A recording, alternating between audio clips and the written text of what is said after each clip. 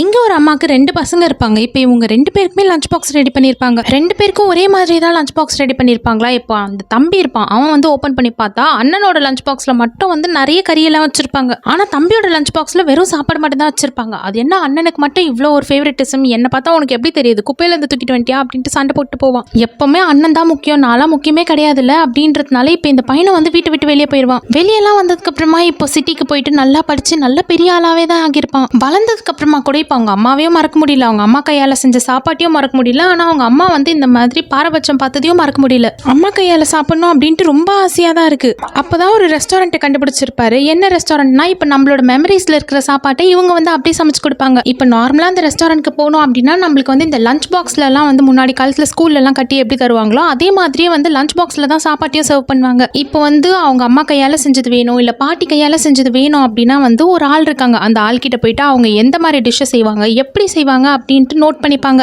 எவ்வளவு உப்பு எவ்வளவு காரம்லாம் போடுவாங்க அப்படின்றதையும் நோட் பண்ணி வச்சுக்கிறாங்க. அடுத்ததா இப்ப அவர் வந்து சின்ன வயசுல எந்த ஊர்ல இருந்தாரோ அதே ஊருக்கு வந்து இப்ப இதை சமைக்க போறவங்க போயிருப்பாங்க. ஒவ்வொரு ஊருக்கும் ஏத்த மாதிரி காய்கறியோட டேஸ்ட்டும் கொஞ்சம் மாறும் தான். அதனால அவரோட ஊருக்கே போயிட்டு காய்கறி எல்லாம் வாங்கிட்டு அந்த ஊர்ல கொஞ்சம் வயசானவங்களா இருப்பாங்க, அவங்க கிட்ட இந்த டிஷ்ஷை எப்படி செய்யணும் அப்படின்ட்டு கத்துப்பாரு. இப்ப நிறைய ஹோம்ஒர்க் எல்லாம் பண்ணதுக்கு அப்புறமா அந்த ஷெஃப் வந்து சமைச்சு கொடுத்திருப்பாரு. அதை இவர் சாப்பிட்டு பார்த்தா அப்படியே அவங்க அம்மா சமைச்ச மாதிரியே தான் இருக்கு. அதை சாப்பிட்ட உடனே இப்ப அவங்க அம்மா சமைச்சது மட்டும் ஞாபகம் இல்லாம அவங்க அம்மா வந்து எப்படி பாரபட்சம் பார்ப்பாங்களோ அதுவும் ஞாபகம் வந்துருச்சு. அதனால அவரால் சாப்பிடவே முடியலையா, எந்திரிச்சு பாதிலே போயிடுவாரு. இப்ப அந்த ஷெஃப் வந்து நம்ம சமைச்சது தான் பிடிக்காம எந்திரிச்சு போறாரு போல இருக்கு அப்படின்ட்டு நினைச்சுப்பாரு. ஆனா அதெல்லாம் கிடையாது, எங்க அம்மா இந்த மாதிரி எல்லாம் எனக்கு பண்ணிட்டாங்க அப்படின்னு சொல்லியிருப்பாங்க. அந்த ஷெஃப் வந்து ஊரை தேடி போறப்போ வந்து ஊர்ல இருக்கிறவங்க இவங்களோட பையன் வந்து எப்பயாச்சும் திருப்பி வந்தா ஒரு புக்கு கொடுக்க சொல்லி அவங்க அம்மா கொடுத்துட்டு போயிருப்பாங்க அப்படின்ட்டு ஒரு புக் எடுத்து அந்த ஷெஃப் கிட்ட கொடுத்திருப்பாங்க. அந்த புக்ல வந்து அவங்க மனசுல என்னென்னலாம் சின்ன பையன் கிட்ட சொல்லணும்னு நினைச்சிருப்பாங்களோ அது எல்லாத்தையும் எழுதி வச்சிருப்பாங்க. இப்ப 2 பேரோட லஞ்ச் பாக்ஸையும் ஒரே மாதிரியே தான் பேக் பண்ணிருப்பாங்க. ஆனா அந்த தம்பி வந்து அண்ணாதை மட்டும் ஓபன் பண்ணி பார்த்துட்டு